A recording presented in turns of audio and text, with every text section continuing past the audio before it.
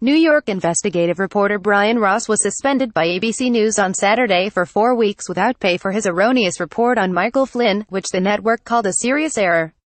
Ross, citing an unnamed confidant of Flynn, reported Friday that during the presidential campaign, then-candidate Donald Trump had directed Flynn to make contact with the Russians.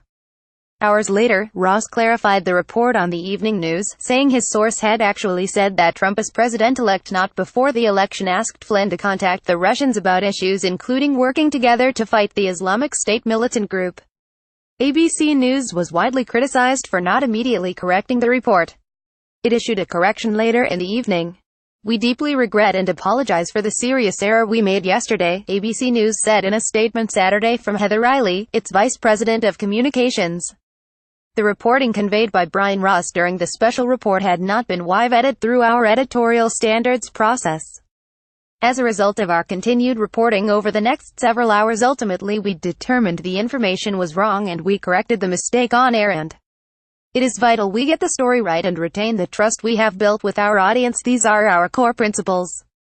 We fell far short of that yesterday.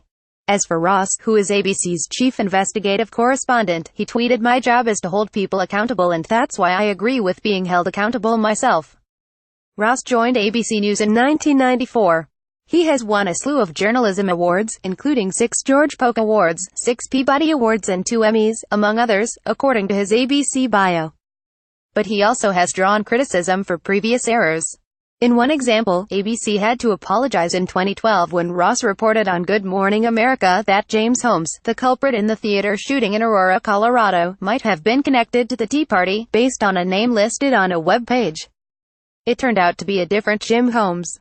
Ross was criticized for politicizing the story with the error. Flynn pleaded guilty Friday to lying to the FBI about his contacts with the Russians. A section on 12/30/2017.